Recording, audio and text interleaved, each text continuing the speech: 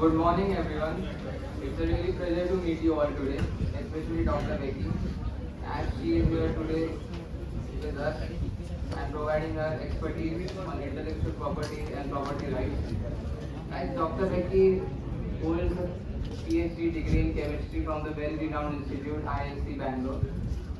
She is also certified as an Indian patent agent with over work experience of 15 years, and currently she is also associated with Evident and IP firm, as well as a Foundation for Science, Innovation and Development FSID at ISC Bangalore. She also offers the expertise to startups, academies, foundation, corporations in the form of independent consultant. Her career includes 11 years in IP, 11 years in IP, the divisions of leading organizations like Clarion, Dow Chemicals, where she specialized her patent research, analysis, and persuasion. So now let's give a warm round of applause for Dr. Becky and welcome her on.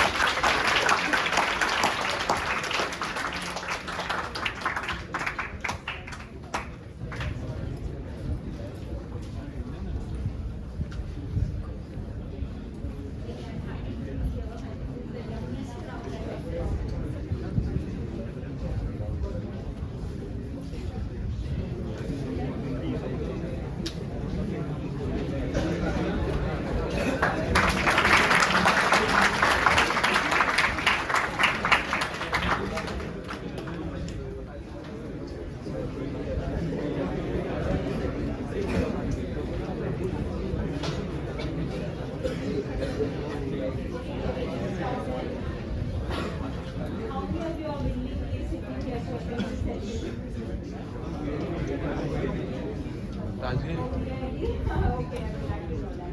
Anyway, I'll start a little bit about my career so that you have an exposure of what this field involves, and you can also explore this particular, because there's a lot of requirement for computer science background people in paper. So, as introduced, I completed my PhD from ISC way back in 2003. At that point, there were a few MNC R&Ds setting up shop in India. So there's one GE in Bangalore. So after PhD, I did 1 year postdoc in US. Then I joined GE, where they trained me in this field. So at that point in GE, there were 80 people in our group. Okay, so working as there's two things: patent agent or patent analyst. As agent, we draft applications and respond to office action, which means like there's objection to your application from patent office, we'll address those. And the other thing was being a patent analyst. Okay, so what a patent analyst does patent searches, and based on that either give a patentability report whether the idea is patentable, or we go ahead and do a analysis in the sense like from that given data what is the input, like how it can influence business. So it could be like a patent strategy, and things like that. Okay. So after GE, I worked in Dow Chemical, which was in Pune. So we do patent search and analysis and patent drafting, and patent portfolio management is something like these companies. Like my particular business was electrical sciences. They had about 140 patent applications. So you keep looking at it to see whether it still makes sense to have that patent in your portfolio, right? Because it costs money. So proving that and just taking the filing decision and things like that, as patent portfolio management involves those. And of course strategy development I told, and trainings as well. Then I moved to Navi Mumbai as IT manager for India. Clarion Chemicals. More or less similar thing. The businesses are also somewhat similar to what I did in Crown. At GE, it was like GE Energy, completely different from what as a chemist I would do. I was supporting GE Energy in making devices. So support application filing in devices, doing searches in that.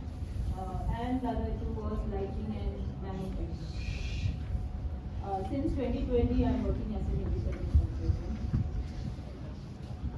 So today what I planned is tell you a little bit about about what is IP and the various types of IP. What is a patent? I come from chemistry background, so then there's, we do more of patenting than other types of IP, but I see like your background will be more about computer science and all, right? So there is more opportunity like to explore other types of IP like copyright design and things like that rather than actually patenting.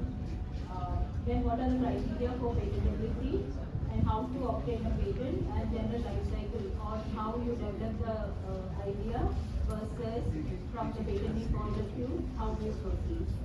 And also the funds and support for IP filing for an educational institute or startup. If you have any questions, you can stop and ask anytime, okay? Okay, so the first question is why do we need to look at IPR? You hear so much noise about IPR recently, right? When I did my PhD or till I started working for GE, I have never looked at the patent, okay? We only looked at, go to library, look at all the journal articles. The patent was completely off. Okay, we never looked at it, and even patenting was unheard of in those days. Making money from your research was really something which nobody wanted to do. So why the shift is when, look at the Dow Jones Industrial Average, which is a US indicator of how the economy is performing. What they do is, in 1896 this was created, and these are the 12 companies which was initially there, okay? Have a look at this list. Do you see anything which has survived?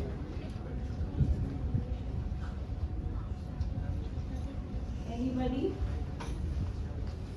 Okay, but if you look at the company, you can see General Electric is only one which is still existing today, okay? How many years? More than 120 years, right? And what you see mostly is that you see that most of the assets are tangible assets. What that means is, you are looking at all the company is evaluated based on the tangible assets like factory equipment or machinery or buildings and raw materials, right? But when you look at now what the constituent companies of Dow Jones now, it is a completely different story, right? You don't assess Apple based on the buildings they have or the machinery they have, right? So things have shifted from what it was from the early 1990s to right now, present, right? It's more value is on the brand, right? You buy an Apple product not because, partly superiority of the technicalities, but also because of the brand value associated with that, right? So intellectual property, brand value, and human capital is what you look at when you value a company nowadays. Now one more thing is this recently there was a study released by BPO where they said a company which own at least a single IPR, like in the sense either in form of patent, trademark or copyright, typically generates 20% more value than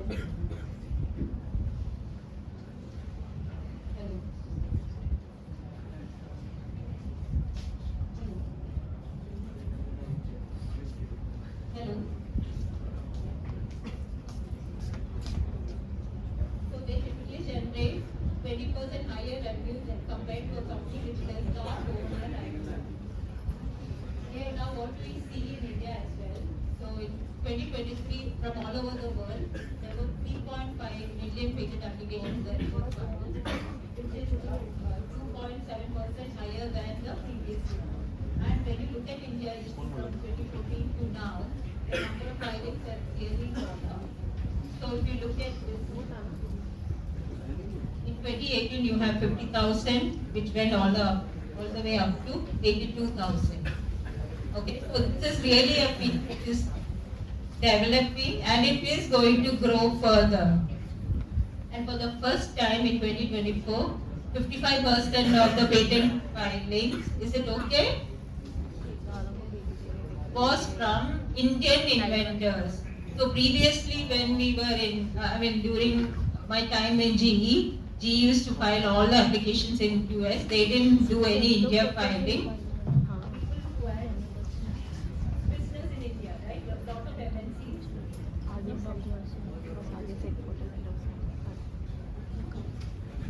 can hear? Okay, so a lot of MNCs used to file in India, not things have changed. You have inventors from India, startups, and even educational institutes are filing a lot. And similar case for other types of IP as well. So design, trademarks, you see everything has increased over time.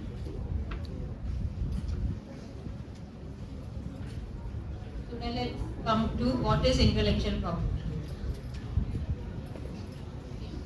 It refers to creations of the mind, so it could be in the form of inventions, it could be literary, like artistic works, so it could be a book, artistic works like it could be movies, music, and design, symbols, names, and images used in commerce. So we'll look into each of these things. So as per Indian there are 7 types of IP we can register.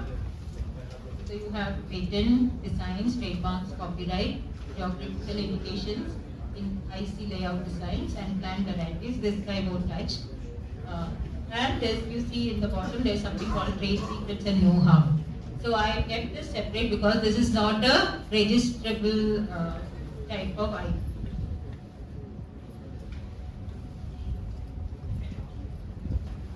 So what is a trademark?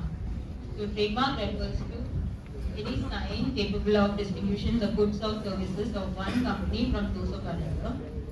So when we say sign, that means it could be words like what I listed here. It could be domain names, logos, non-functional container like the shape of this, and shape of goods, colors. You can do color. Also, you can register as a trademark. And trade dress. Trade dress means the overall, the shape of the bottle plus this logo together.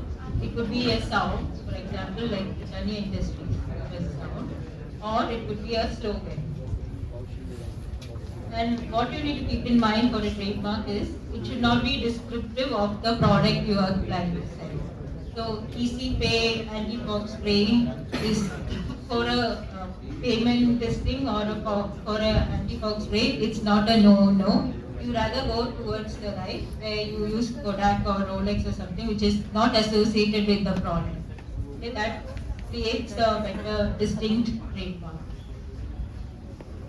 So how do you go about doing it? Any person or business who is using a trademark or planning to use a trademark can file for trademark. You have to register at Indian Patent Office. And if you are interested in other countries, you can use that filing to file internationally. Now what you need to remember is there are like 45 classes under which a trademark can be registered. For example, you have a product is related to chemicals, you choose that class and the trademark. So it is only protection for that particular chemical class, that particular class. And trademark also there is a search and examination. Like I said, what they look for is the distinctiveness of the trademark and also whether it has been used prior or somebody has registered the trademark. The trademark, initially once it is granted is for 10 years, but you can always extend you can keep renewing it. So what's the advantage of having trademark? You have the exclusive rights to use this trademark, which is for brand building and recognition, and you can even license out. You would have seen so many of DuPont products. If somebody uses that product to make a final product, they always mark like Kevlar or something, Kevlar inside and things like that. Yeah? So that is licensed DuPont.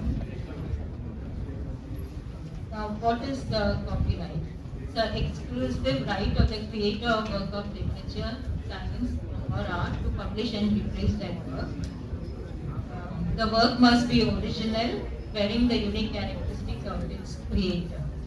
And the copyright, you get the right from the act of creating the work. You don't really have to register, but registration helps in case of there's a dispute regarding ownership. So there are 2 components for copyright. One is the economic aspect in the sense like you can explore, I mean, when you transfer the right, that person can exploit the right. While there is a personal factor in the sense like, if you have, suppose you have licensed this particular copyrighted material, you cannot make change without the owner's permission. So that is not transferable. So these are some of the copyrights you can get for. So it could be movies, books, music, computer programs, artwork, and an orchestra, musical compositions and theatre, everything can be copyrighted. So basically anything which is being a creative product. So now the benefit is, like I said, registration is not mandatory, but in case of dispute it helps. And the protection begins as soon as the work is created. And this protection is much longer than when you look at trademark is for 10 years initially, but you can keep renewing it continuously. In this case, it is for 60 years post the death of an author, and similarly for software, it is 60 years from publication or creation.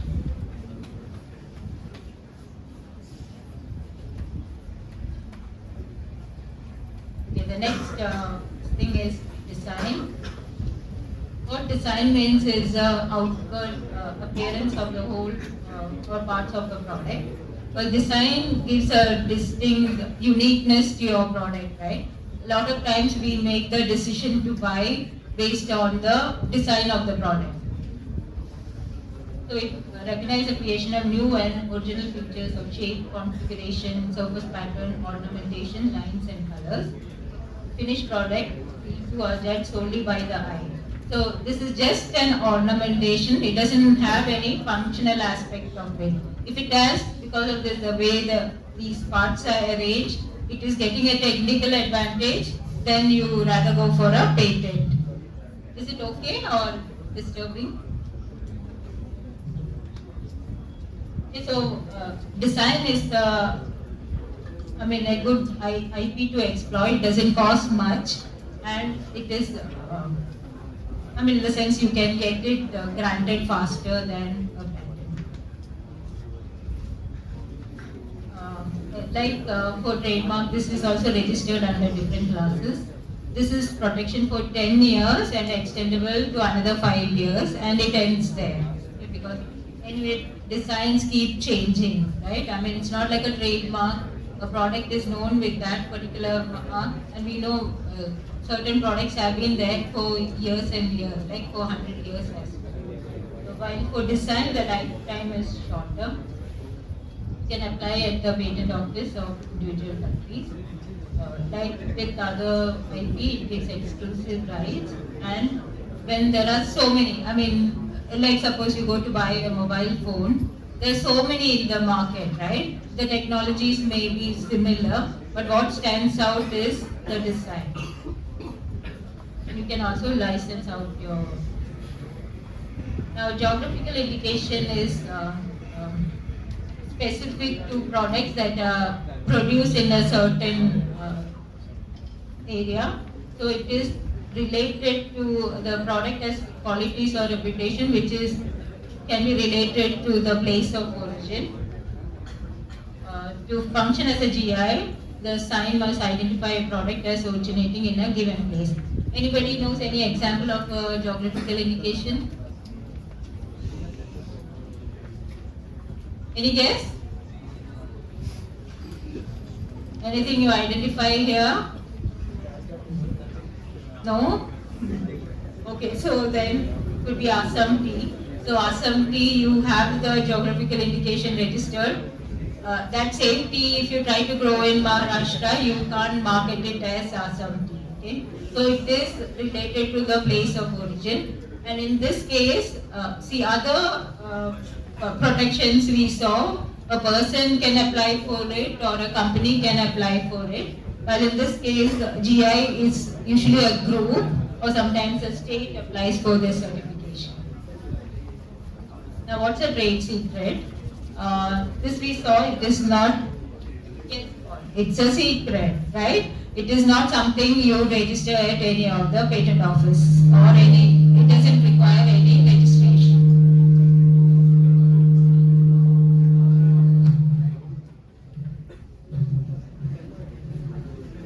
Okay, so what is a trade secret? Information that is not generally known or easily discovered, has a business, commercial or economic value, and you need to take reasonable efforts to maintain secrecy. And it's only known to a limited group of persons. Anybody knows any trade secret which is famous? Yes. Yeah. So the examples of that could be technical information, like such as in the case of Coke, the ingredient or the composition. It could be manufacturing process, pharmaceutical test data, designs and drawings of computer programs, or it could be commercial information, right? It could be distribution method, list of suppliers and clients. All these things can be maintained as a trade secret. And okay, so the benefit is you can explore. See, the Coke had patented that information. They would have had a lifetime of 20 years. But in case of trade secret, it is endless. As long as you maintain it as a secret, it is. And another thing is your competitors or public have no access to this information. And like I said, indefinite time limit of protection. But only, I would say drawback is, if somebody else develops a similar technology independently, then there is no protection. So we need to choose wisely the invention, whether it has to be safeguarded as a trademark, trade secret or a patent.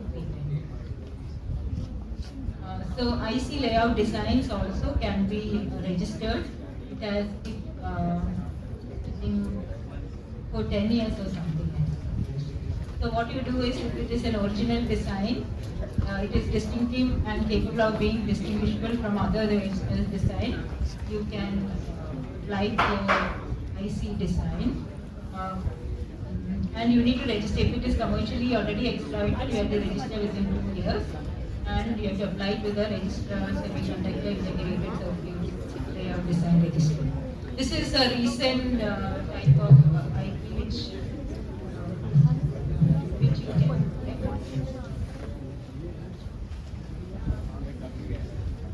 Okay, so it says it is for 10 years. Now I'll come to what is a patent, which is the main focus of my today. So a patent is a right to prevent others from practicing, making, using, importing or selling the protected invention. Its patent is granted by a national or international authority, which means like you apply for a patent either the Indian Patent Office, or if you want a US patent, you apply at the US Patent Office. And the right is limited, geographically, in the sense like you have the right, the patent if you apply in India, it is valid only in India. And it is limited by time. So the patent life is 20 years from the filing date, provided you keep maintaining the renewal fee. Now in this case, in the other types of IP you saw, like once you register or you get it done, you can start practicing it. But in this case, it does not give the patentee the right to practice. Any idea why? Okay, we'll look into that, why it is so, right? Because we say patent is a negative right. Even having a patent, you do not get the freedom to operate your patented invention. So what's the relevance? So for all new technology, 90% of that information appears first in patent publication. How many people look at patents or seen a patent at least? Yeah. That's what I see in academics. I also did the same thing. We never looked at patents. But look at the information there. We are missing out totally that information. And 75% appears only in a patent application. So it's a source of information not to be ignored. What are the criteria for patentability? So there are three main criteria. One, it has to be novel, which means it has to be new, not disclosed before that filing date. And it has to be non-obvious. I mean, it says it should not be obvious to someone skilled in the field. And why this particular thing, like, suppose a chair is known, right? Okay, we have put a patent on this particular chair. It has this particular format. I mean, you can make it non-obvious by adding another feature, right? Or taking out some feature. But really not adding any technical advantage to that particular chair. So to avoid that, we have this non-obviousness clause as well for patentability. And also it has, the invention should have some value or some use. So all these three criteria are what the patent office will evaluate your invention on. So it has to be new, it has to be non-obvious, and it has to have some use. So what this novelty means, like I said, it is new or novel. It does not form part of the prior art. Now when we say about prior art, that refers to any relevant technical knowledge available to the public anywhere in the world prior to the first filing date of patent application. So it could be like a presentation, you are given a talk somewhere, or it should be already a product is in the market, or it could be published anywhere else. So all those things can kill novelty for your invention. Or it could be something like even you have developed a product, you want to test it, whether it is working or not. You have given that product to the third party for testing. Even that can kill novelty for your invention. Unless you take steps like have a confidentiality agreement with the third party that to avoid killing your own invention.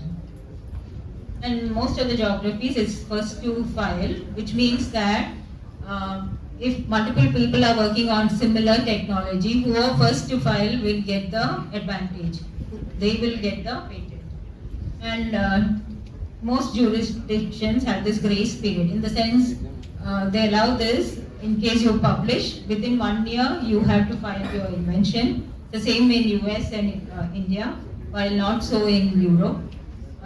And also, yes, publication and supposed to, you need to test the product, and the testing the product can only be done publicly, right? In that case also, you have a grace period of 1 year within which you have to file the application.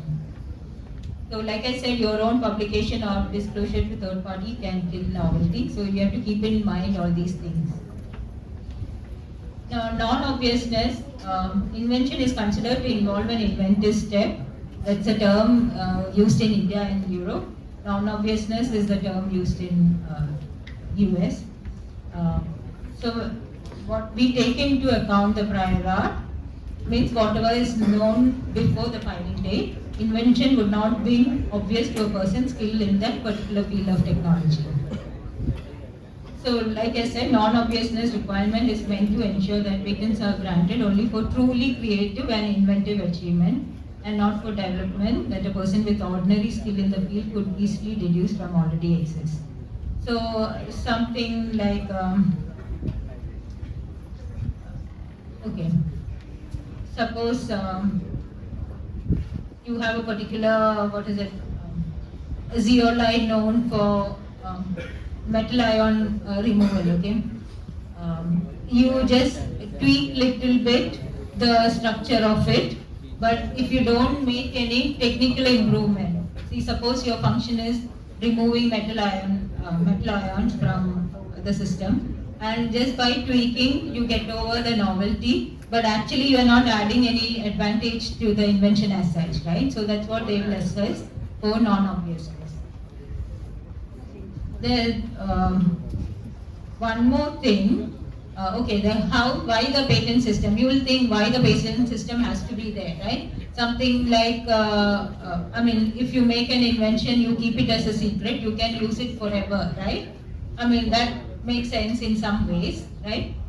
So why this patent system is that government is giving you the right to use or exploit your invention for 20 years, while you are expected to disclose the invention. So for the public or the larger nation, others can build upon your invention or on the technology you patented. So the society overall, there is acceleration of innovation.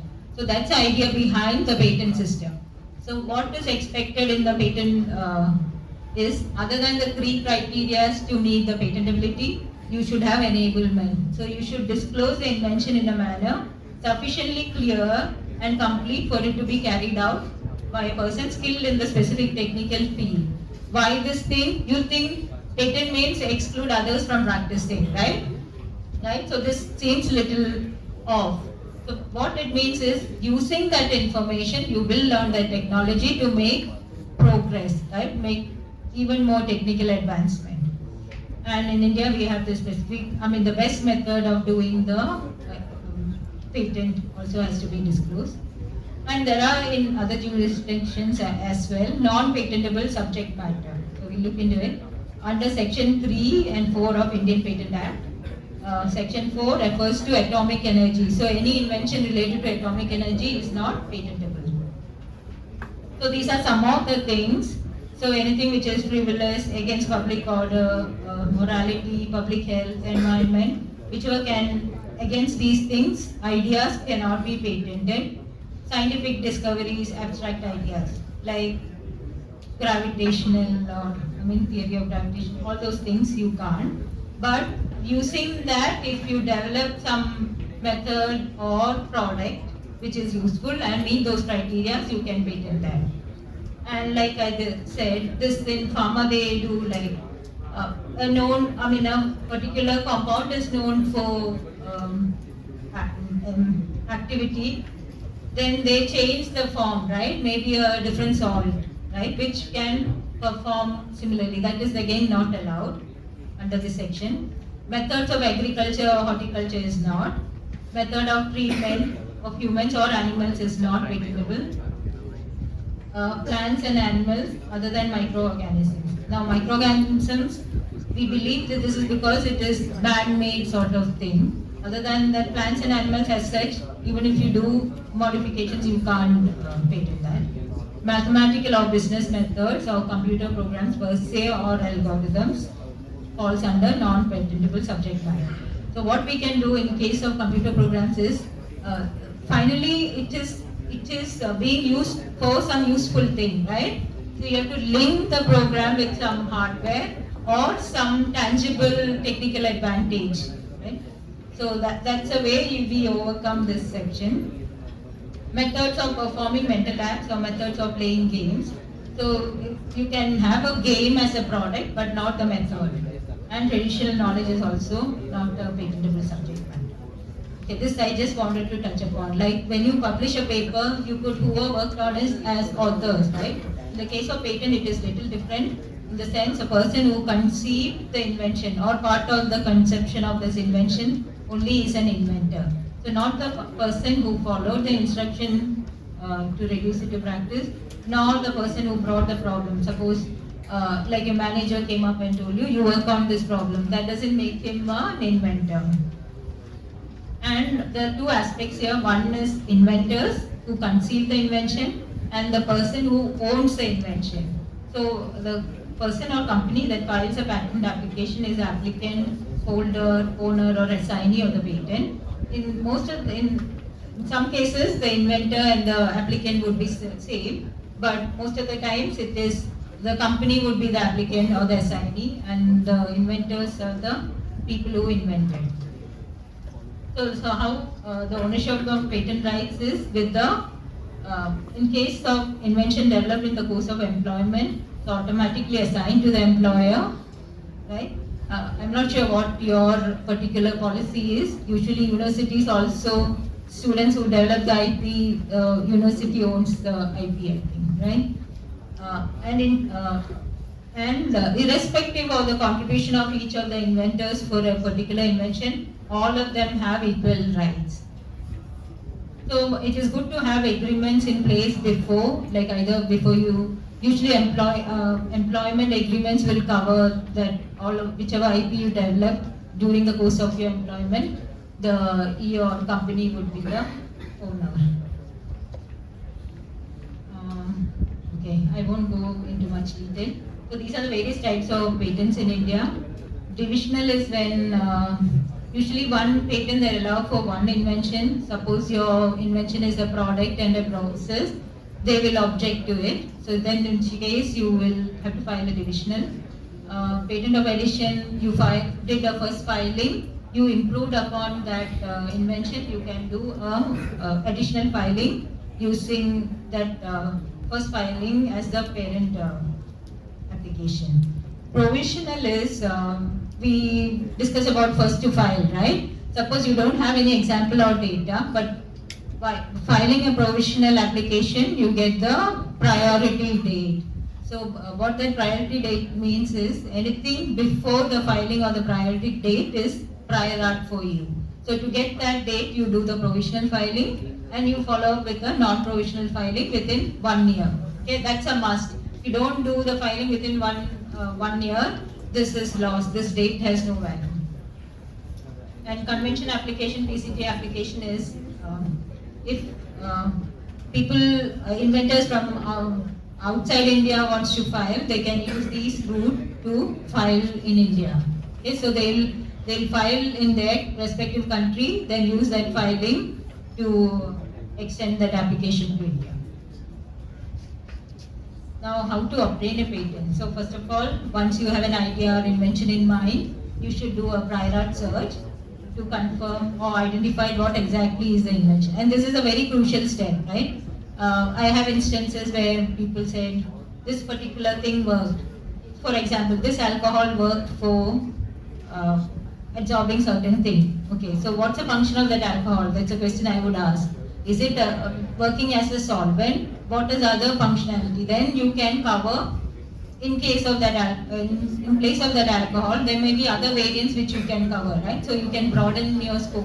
So having this prior art search done, we know how much you can extend or how much you have to restrict in the beginning itself. So now that thing is done, you confirm there is an invention. You have to prepare the patent application.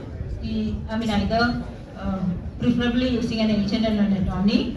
And the filing process, like I said, you can do a national filing where your market is only India. You decide only to file in India, right? Or you can file European Patent Office or GCC for the Gulf and the African. This is like a regional route.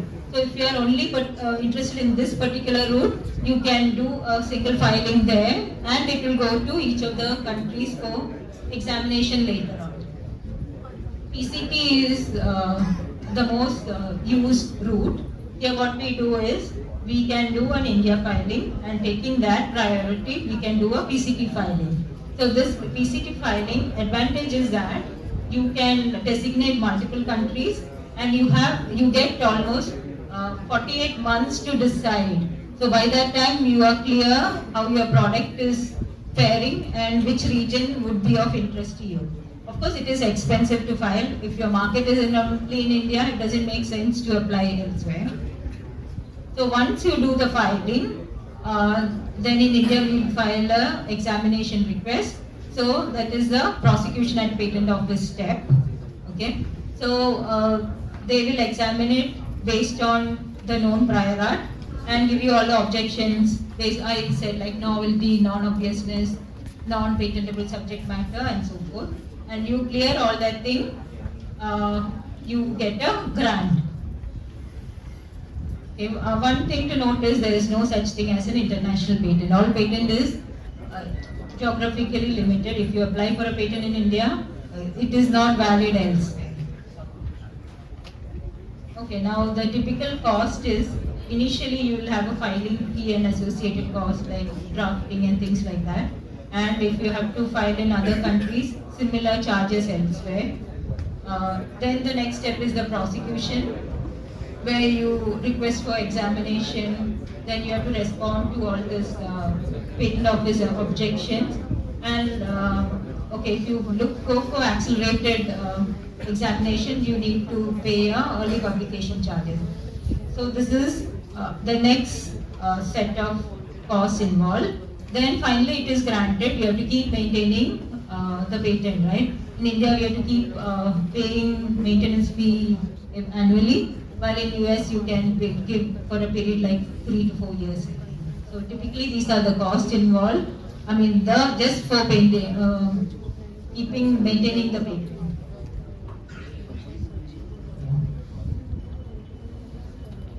So this I wanted to show like from ideation to commercialization and what's the kind of IP IP support in the sense only from the patent point of view you should get. So with the idea of feasibility testing time, you should do the search. Ideally the idea thing, or you have identified a problem sort of situation, right? You should do a very broad search to find how that particular problem has been addressed, what are the solutions, then you come up with your solution to that particular problem. Then at that point, you can do a provisional filing because you have clear what you are going to do, right? Then you develop the product or the method. Now the invention is ready. I think it's a little off here. You file an application. And before the launching the product, I said, right, a patent doesn't give you the right to practice. So then you need to do a freedom to operate search. Okay. Now I want these are things like suppose you find at that point there's a patent which is critical in the sense like because of that you cannot launch your product, then you try to invalidate that particular patent at the court. Okay, this is these steps you don't want to, because this itself is quite expensive and this is going to the court is much more expensive. Unless you are going to get that value, you won't do this.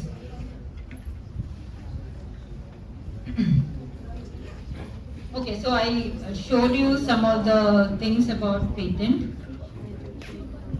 Yeah.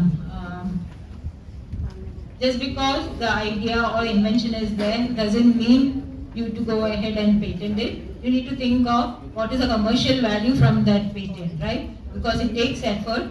It's a timelines from 3 to 5 years before a patent is granted, and a considerable cost, right? So you need to look at whether it's really going to be a technical. See, suppose you have a superlative technical advantage, right? I mean, it is a great product, great method, but then implementing in that may be tedious or maybe commercially not viable, right? So then patent is not really a great option there. So you need to look at the cost benefit analysis and including consideration of possible alternatives before filing a patent application. This suppose you decided you are going to go ahead and file a patent, then you need to look at how people can work around that particular patent. For a patent, what we look at is the legal rights are given by the claims. If you have a claim for a method and that method, suppose method involves 3-4 steps, and somebody comes out with a new method, it's only same. It does the same thing, but they're not exactly following your method steps, or the number of methods are reduced, means they can practice it. They're not infringing your patent. So, and the decision should be based primarily on the probability of obtaining commercially useful protection of the invention. For example, what I mean is, a lot of times we go for a method patent, right? But then whether somebody is infringing your method, you cannot find out, right? Unless the product is also indistinguishable from the method, it is very difficult to find out if somebody is copying your patent. So now to recap, what we saw is patents. It's for new invention. It is you apply and there is an examination process. For copyright, original, creative or artistic forms, it exists automatically. You don't really need to register, but registration helps to avoid dispute regarding ownership. Trademark is distinctive identification of product or services. It's by use also. Trademark, sometimes you don't have to register, but then with use you get that advantage. Use in the sense you can show, like in case of dispute, like you have been using it and you have taken considerable effort to publicize that particular trademark, you can, and design is for external appearance. This again you need to register. Trade secret is valuable information not known to the public, and you need to take reasonable effort to keep it a secret. So now, why is IP relevant? So it secures competitive advantage, it protects your unique products, services or processes, allowing for unique position in the market. Now we see lot of players in the EV market, right? What is going to distinguish them 5 years or 10 years from now? It is what the IP is going to be, either technical advantage with the patents or the brand value from the trademark and things like that, or the design. It attracts investors because having a strong IP portfolio can be attractive to investors, showing that the company has a long-term protectable value, right? And you can monetize the IP, generate revenue through, you can license the IP, franchising, leveraging in the sense like, suppose you have a particular patent, but you need somebody else's patent also to practice your invention, you can leverage that way. You can even sell the IP to make money. Now, mitigates risk is IP rights provide legal protection against infringement, reducing risk associated with competitors copying innovations. So you can prevent others, like when you have a crowded field, having this protects you from somebody copying your innovation. And when a company valuation, having a well-protected IP portfolio definitely adds value, and it gets you, make it more attractive for acquisition or funding opportunity. And more than anything, establish brand identity by means of trademarks and copyrights and things like that. So now let's look at this particular product. It's too old. Anyway, so it is protected. One product has many IP rights. So it can be protected by trademark, the name Nokia, the product, and the startup tone. The copyright, the softwares have been copyrighted. User manuals, right, which comes with your phone, those are also copyrighted. The ringtone, the startup tone, the images. And from patent, they have patented the data processing method, operating system, the operation of user interface. The overall designs, the overall phone design, arrangement and shape of button, and the position and shape of screen. And trade secrets, not everything people register, a lot of information they keep it inside so that others cannot really build on that. Now just look at this paperboard. So it was launched in 2013. The packaging designed by Elephant Design Studio and features colorful paperboards, fruits and scenery. It is really distinct, right? Now you see so many such similar playful looking packaging, right? But when it was launched, it was quite different from what was existing in the market. Is the taste any better? Is the ingredient anything new? Nothing. It's just marketing and how they position themselves. Right? So trademarks, the brand name, logo, distinctive product packaging, giving it strong brand recognition, and the design, all this unique shape. This was this kind of packaging was new. I think they were one of the first to use this kind of packaging, which stands out on store shelves and become instantly recognizable. And copyrights, they protect the stories. Each comes with a, if you look at their advertisement, it has a nice storyline to it, right?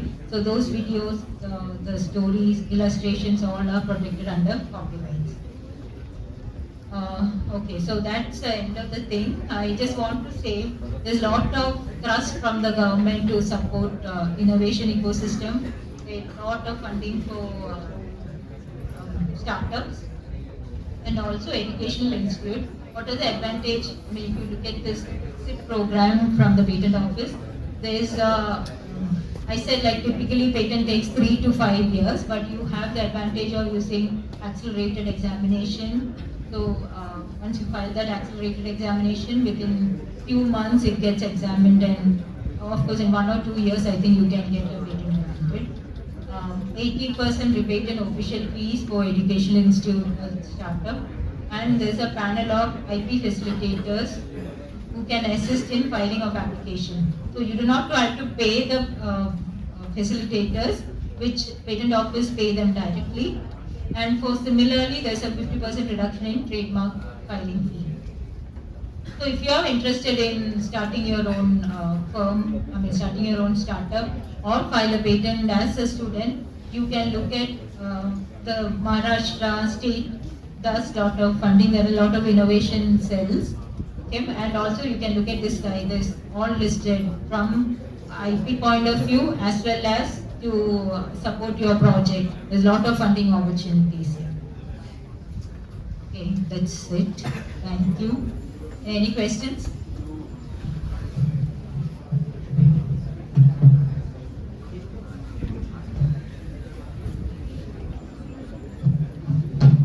Ma'am, the process of filing a patent, so what is the average time if you go for a patent?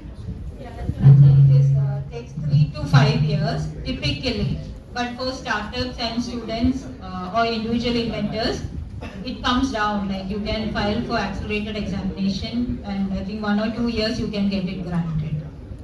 So if I have any idea and I have a patent, but if it will take a year or two, and I have to move ahead with the startup, say any idea, so Yeah. there is a chance of someone stealing the idea, and I cannot do anything No. about it. So what you can do is, once you filed an application, right, you have certain rights to it. Of course, okay, what I didn't tell you is like, once you file an application, it is published within 18 months unless you request for a accelerated examination. So till then, no one knows. If somebody independently develops or maybe steals your information, the filing date is critical for you, right? You have established the filing date by filing a patent application. Whether it is granted or not, it doesn't matter. Okay. So, what you can do, once a patent is granted, you can sue the Yeah. firm. Yeah. Okay.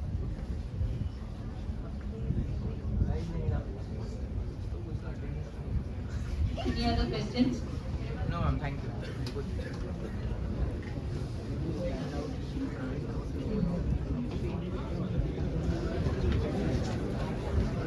No, ma'am. Thank you. If there are no more questions, we'll conclude. Guys किसी को questions नहीं है और anyone okay then we will conclude then thank you doctor Becky for being here we truly appreciate your presence and thank you guys for being such an lovely audience we all eastern members looking forward to seeing you at our future events thank you